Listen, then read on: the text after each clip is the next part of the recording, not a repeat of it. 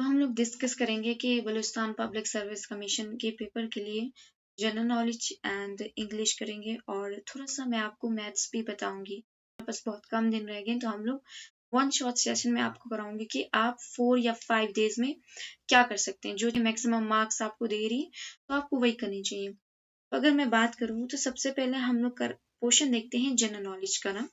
हमारे पास general knowledge का आता है और इंग्लिश का। तो अगर मैं जनरल नॉलेज की बात करूँ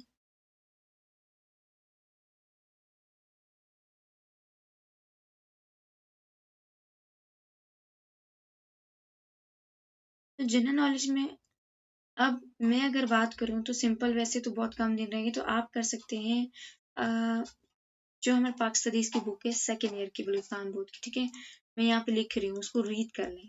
तो वहाँ पे इंपॉर्टेंट डेट्स दी हुई थी। पाक स्टडीज 12th ग्रेड की बलूचिस्तान बोर्ड की, बलूचिस्तान बोर्ड।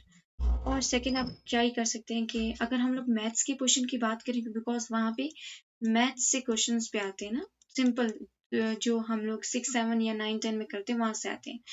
तो इसके लिए आपको पता होना चाहिए एलसीएम का, ठीक है। यहाँ पे आप एचसीएफ भी कर सकते हैं। और स्क्वायर क्या होता है, स्क्वायर रूट क्या होता है, ठीक है, स्क्वायर रूट। और अगर मैं बात करूं जैसे नंबर्स हो गया, प्राइम नंबर्स, होल नंबर्स कौन से होते हैं, प्राइम नंबर्स, ठीक है, इस तरह के क्वेश्चंस आते हैं। और नेचुरल नंबर्स हो गया, मोड क्या होता है, ठीक है, प्राइम फैक्टर्स जैसे सिंपल क्वेश्चन है, इस तरह के क्वेश्चन थोड़े से मैथ से भी आ जाते हैं, ठीक है। रेशियो और प्रोपोर्शन से भी हो गया, रेशियो एंड प्रोपोर्शन। मेरी प्लेलिस्ट में मैंने मैथ का पहले ही थोड़ा सा कराया हुआ, लाइक रेशियो प्रोपोर्शन हो गया, स्पीड एंड डिस्टेंस के क्वेश्चन हो गए, टाइम के क्वेश्चन हो गए, ठीक है। आपको प्लेलिस्ट वहां पे मिलेगी और एचएससी के नाम से होगी, वहां पे आप देख सकते हैं कि रेशियो एंड प्रोपोर्शन के क्वेश्चन भी है एंड स्पीड एंड डिस्टेंस के भी है, ठीक है, फॉर कॉम्पिटिटिव एग्जाम्स के लिए। तो अगर मैथ्स के क्वेश्चन के अलावा हम लोग देखें तो हमारे पास मेन पार्ट आता है इंग्लिश का, ठीक है। इंग्लिश की अगर मैं बात करूँ, यहाँ पे सबसे पहले अगर मैं देखूँ तो यहाँ पे क्वेश्चन थोड़े से एस्ट्रोनॉमी से भी आए होते हैं, ठीक है। अगर मैं आपको बताऊं तो यहाँ पे आप थोड़ा सा कवर कर लें कि इसमें क्या क्या कवर करें ना। तो यहाँ पे आपको पता होना चाहिए कि गैलेक्सी के नेम्स, प्लैनेट नेम्स मैं यहाँ पे लिख रही हूँ, ठीक है। गैलेक्सी नेम्स आने चाहिए आपको, बाद प्लैनेट नेम्स वगैरह जितने भी हैं आप डायरेक्ट इसको सर्च करके याद भी कर सकते हैं, ठीक है। और सन हो गया, हमारी गैलेक्सी का नाम क्या है, ठीक है, हमारे largest son of the Galaxy कौन सा है, जैसे अगर हमें पता है लार्ज हमारे जो अभी जो सन है, ठीक है, these are the sun of our solar system, but हमें पता होना चाहिए कि हमारी गैलेक्सी के सन का नाम क्या है, हमारे गैलेक्सी का ब्लैक होल का नाम क्या है, ठीक है, हो गया। इस तरह के क्वेश्चन आते हैं। नंबर ऑफ प्लैनेट्स हो गया, अर्थ का डायमीटर कितना होता है, ठीक है, थोड़े बहुत ये भी आपको आनी चाहिए, ठीक है। और अर्थ कितने दिन में अपना एक चक्कर कंप्लीट करता है, मरकरी कितने दिन में करता है, मार्स कितने में करता है, लार्जेस्ट प्लेनेट कौन सा है, या फिर आप बोल सकते हैं कि जिसकी सबसे ज्यादा ग्रेविटी किसकी है, ठीक है। इस तरह के जो बेसिक क्वेश्चंस है ना वो भी आते हैं इस सब्जेक्ट से। अगर हम लोग देखें, वैसे फिजिक्स और केमिस्ट्री से भी तो आते हैं ना, बायो केमिस्ट्री फिजिक्स, लेकिन इससे भी आते हैं। तो अगर देखें तो डेली लाइफ साइंस से भी, डेली लाइफ साइंस का भी एक पोर्शन होता है, वहां से भी क्वेश्चन आते हैं, ठीक है। और अगर मैं बात करूं इंग्लिश की, इंग्लिश पे, ठीक है,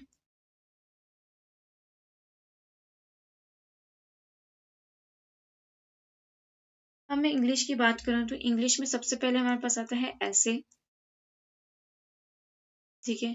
सब्जेक्टिव पेपर भी होते हैं, एमसीक्यूज भी होते हैं, सब्जेक्टिव भी होते हैं, ठीक है, तो दोनों होते हैं। ऐसे हो गया तो इसमें हमारे पास आता है एक्टिव वॉइस, नरेशन हो गया, ठीक है। और हमें थोड़ी सी ट्रांसलेशन भी आ जाती है, ये ट्रांसलेशन भी आ जाती है। अब एक्टिव वॉइस इसमें देखें तो इसके लिए आपको टेंस जरूर आनी चाहिए। अब टेंस फॉर उर्दू कन्वर्जन के लिए नहीं है, हमें फॉर्म ऑफ वर्ब यूज करनी होती है फॉर यहाँ पे एक्टिव वॉइस में और नरेशन में, ठीक है। टेंसेस आपको इसलिए आनी चाहिए कि आपको पता होना चाहिए कौन सी फॉर्म ऑफ वर्ब यूज कर सकते हैं। और अगर ऐसे की बात करें तो ऐसे के लिए हम लोग देखेंगे तो इसका एक पैटर्न होता है कि ऐसे का भी एक पैटर्न होता है। एंड उसके बाद अगर हम लोग बात करें तो ट्रांसलेशन आती है कभी English to Urdu and Urdu to English, ठीक है, वो आपको तभी आएगी जब आपको टेंस आएंगे। अगर मैं आप इसका इंग्लिश वाला, ठीक है, टेंसेस का फॉर्म ऑफ वर्ब कौन सी यूज करेंगे, यहाँ पे आएगा प्रेजेंट टेंस, ठीक है, यहाँ पे मैं लिख लेती हूँ पास्ट और यहाँ पे लिख लेती हूँ मैं फ्यूचर। तो इतना मुश्किल नहीं होता वैसे, ये मैं आपको करा रही हूँ ताकि आप एक्टिव और पैसिव यूज कर सकें सही से। सो प्रेजेंट में हमें पता है कि प्रेजेंट सिंपल टेंस होता है, फर्स्ट टेंस जो होता है तो हम लोग बोलेंगे सिंपल, ठीक है। इसमें लगेगी फर्स्ट फॉर्म, मैं इसके फॉर्मूला बना रही हूँ। सिंपल टेंस में आपकी लगेगी फर्स्ट फॉर्म, ठीक है। और अगर आप बात करें ही शी के साथ तो डज लगता है, आपको पता है ही शी सिंगुलर के साथ डज यूज होगा, और दे के साथ और यू के साथ तो क्या होगा, डू यूज होगा, ठीक है। ये होगा सिंपल की बात। अगर पास्ट सिंपल की बात करें जिसको हम लोग पास्ट इंडेफिनिट भी बोलते हैं, यहाँ पे सेकंड फॉर्म आ जाएगी, ठीक है। और अगर मैं बात करूं यहाँ पे सिंगुलर प्लूरल दोनों के साथ सेकंड फॉर्म ही आएगी, लेकिन हम लोग इंटेरोगेटिव और नेगेटिव के लिए डिड का यूज करते हैं तो उसके साथ हमारे पास आ जाएगी फर्स्ट फॉर्म। क्या हम लोग अब अगर फ्यूचर की बात करूं, फ्यूचर सिंपल होगा हमारे पास विल प्लस फर्स्ट फॉर्म, ठीक है, ये जगह फ्यूचर सिंपल। अब नेक्स्ट सेकंड हमारे पास आता है परफेक्ट टेंस, परफेक्ट कर लेते हैं। अब परफेक्ट का सिंपल ये है कि प्रेजेंट परफेक्ट में क्या यूज होगा, हैव प्लस हैज, ठीक है। और हम लोग यूज करते हैं थर्ड फॉर्म। इसी तरह पास्ट परफेक्ट की बात करूं तो यहाँ पे हम लोग यूज करेंगे हैड प्लस यूज कर सकते हैं थर्ड फॉर्म यूज करते हैं, ठीक है, सिंपल सी बात है।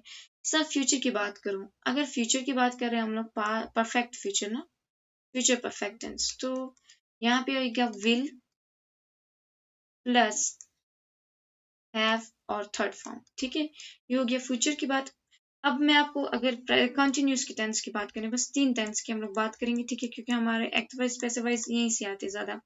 कंटिन्यूस की बात करें तो हमें पता है कि सिंपल कंटिन्यूस टेंस जो होता है present continuous is am are लगाते हैं और फर्स्ट फॉर्म लगेगी।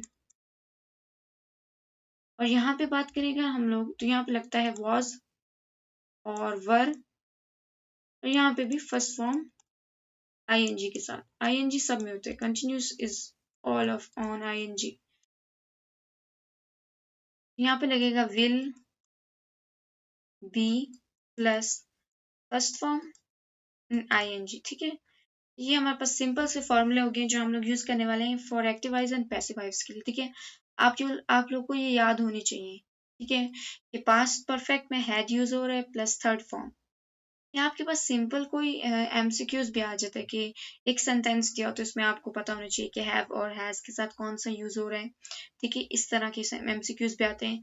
किसी में डिड लगा हो तो उसके साथ कौन से फॉर्म ऑफ वर्ब यूज हो, आपको पता कौन सा चलेगा कि कौन सा क्वेश्चन आपको एक्टिव वॉइस में गिवन है या पैसिव वॉइस में गिवन है ना।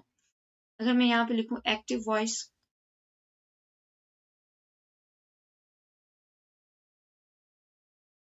पैसिव वॉइस,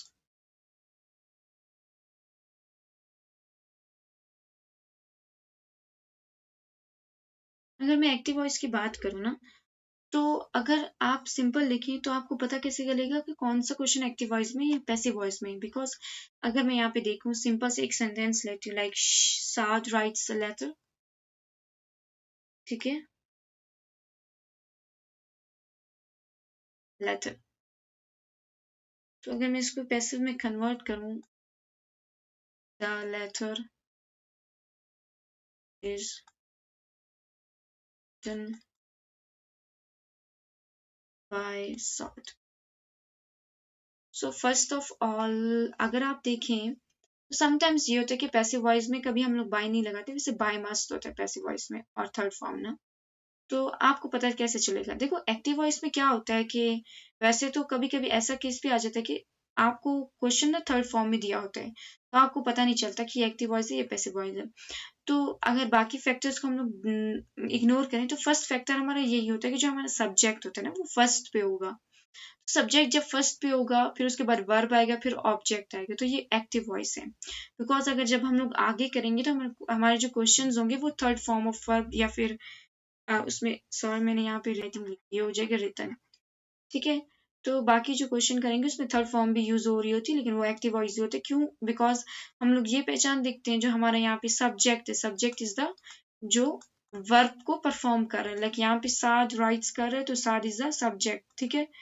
और जो किस पे काम कर रहे हैं लेटर पे, तो लेटर इज द ऑब्जेक्ट, ठीक है। ये इसका आ जाएगा वर्ब।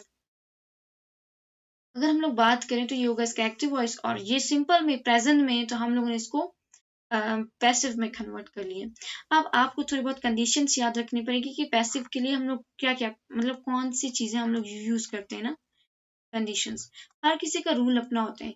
तो फर्स्ट जो हर पे अप्लाई होगा, फर्स्ट हम लोग यूज करेंगे बाय, ठीक है। सेकंड जो हम लोग यूज करेंगे थर्ड फॉर्म, ये मस्ट है फॉर पैसिव वॉइस कन्वर्जन। तो सबसे पहले हम लोग करते हैं प्रेजेंट इंडेफिनिट, ठीक है। मैं यहाँ पे प्रेजेंट इंडेफिनिट करती हूँ।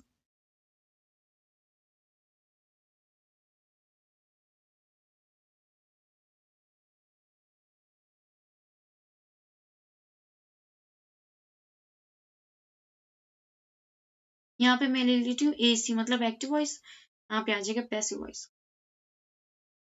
अब यहाँ पे ना फॉर्मूला क्या होता है आपको दी होती है फर्स्ट फॉर्म, उसके साथ लगाया हुआ है SES ये लगाया हुआ, तो ये ऑब्जेक्ट होता है। लाइक मैं यहाँ पे लिखूँ एग्जाम्पल आपको बता रही हूँ, फॉर्मूले फर्स्ट फॉर्मूला यहाँ पे लिख रही हूँ, मैं आपको फॉर्मूला लिख रही हूँ कि यहाँ पे होगा फर्स्ट फॉर्म दी होती है सबसे पहले प्रेजेंट इंडेफिनिट के लिए फर्स्ट फॉर्म, उसके साथ हमें दिया होता है ES या IES, ठीक है। और आगे कोई भी ऑब्जेक्ट दे दिया गया है ना, तो मतलब ये उसका प्रेजेंट इंडेफिनिट का एक्टिव वॉइस है। लाइक जैसे मैंने यहाँ पे एग्जांपल दी थी, साद राइट्स अ लेटर, तो साद इज द ऑब्जेक्ट और first form is the right, ठीक है। फर्स्ट फॉर्म दी हुई उसके साथ एस लगाया हुआ राइट्स। इसी तरह जब हम लोग उसको पैसिव वॉइस में कन्वर्ट करेंगे तो हम लोगों को पता है सबसे पहले हम लोगों ने थर्ड फॉर्म यूज करनी है, ठीक है। जैसे फॉर एग्जाम्पल हम यहाँ पे सब्जेक्ट जो भी दिया हुआ है, लाइक हम लोग यहाँ पे यूज करेंगे थर्ड फॉर्म, फिर हम लोग यूज करेंगे बाय, ठीक है। आखिर में हमारे पास आ जाएगा सब्जेक्ट। अब यहाँ पे आप लोगों ने जो इज एम आर है ना सिंपल टेंस में, वो अकॉर्डिंग टू द ऑब्जेक्ट लगाने। लाइक यहाँ पे लेटर है, लेटर इज आर है। अगर यहाँ पे कुछ लेटर्स हो जाता तो हम लोग यहाँ पे आर लगाते, सिंपल सी बात है, ठीक है। या ING होता तो M लगाते, सिंपल सी बात है, ये तो आपको पता होना चाहिए। अब हम लोग देखते हैं कि अगर मैं इसके एग्जाम्पल्स लूँ तो प्रेजेंट इंडेफिनिट के लिए, लाइक सौरा क्लीन्स हाउस, ठीक है। ये इसकी फर्स्ट एग्जाम्पल है और एक्टिव वॉइस के लिए। तो मैंने आपको बताया है कि सबसे पहले हम लोगों ने द के एडिशन करने, अगर द जरूरत है, वैसे यहाँ द हाउस लगाएंगे तो इट्स नॉट अ प्रॉब्लम। तो हम लोग सबसे पहले ऑब्जेक्ट को सब्जेक्ट में कन्वर्ट कर रहे हैं। पैसिव वॉइस में सबसे पहले आपने यही करना है। यहाँ पे हाउस ऑब्जेक्ट है तो यहाँ लिखूंगी द हाउस, हाउस के साथ लगाऊंगी इज, क्लीन की थर्ड फॉर्म हम लोग लगाएंगे क्लीन्ड, फिर उसके साथ लगा देंगे बाय और सारा, ठीक है। आपने याद रखना है कि प्रेजेंट इंडेफिनिट का जो हमारे पास एक्टिव वॉइस होता है वो हमारे पास फर्स्ट फॉर्म में गिवन होता है और उसके साथ ES लगाया होता है, ठीक है। और उसको हम लोग जब पैसिव वॉइस में करते हैं तो हम लोग ऑब्जेक्ट को पहले लाएंगे और इज एम आर का हम लोग यूज करेंगे, ठीक है, जैसे हमारे पास उसमें दिया है। और उसके बाद हम लोगों ने क्या करना है, थर्ड फॉर्म यूज करनी है। थर्ड फॉर्म के बाद हम लोग यूज करेंगे बाय और ऑब्जेक्ट आ जाएगा। अगर मैं दूसरी एग्जाम्पल कराऊं, लाइक यहाँ पे मैं देखती हूँ my sister does not study a lesson, ठीक है, does not study a lesson. अब देखिए मैंने आपको बताया है कि यहाँ पे जो मेरा सब्जेक्ट है ये ऑब्जेक्ट है, इसको मैं सब्जेक्ट में कन्वर्ट कर लेती हूँ सबसे पहले। तो यहाँ आ जाएगा द लेसन। अब मैंने आपको बताया है कि इसको चेंज करना है अकॉर्डिंग टू द हमने यहाँ पे जो सब्जेक्ट यूज कर रहे हैं बना रहे हैं, हम देखो लेसन के साथ डज नॉट तो नहीं लगा सकते ना हम लोग इसके साथ लगाएंगे इज नॉट। या आपने यहाँ पे फॉर्मूले में एक चीज लिख लेनी है, मैं आप लोग को यहाँ लिखवा देती हूँ कि अगर हमारे पास सब्जेक्ट में does not do not given है तो उसको हम लोग चेंज करेंगे इज एम आर नॉट। ठीक है, यहाँ पे अगर मैं गिवन डज है या डज नॉट गिवन है, इसको हम लोग चेंज कर देंगे according to am is not में। तो यहाँ पे मैं लगाऊंगी the lesson is not studied by my sister. ठीक है, स्टडीड आ जाएगा third form, by my sister, वैसे आगे बाकी सब कुछ। ठीक है,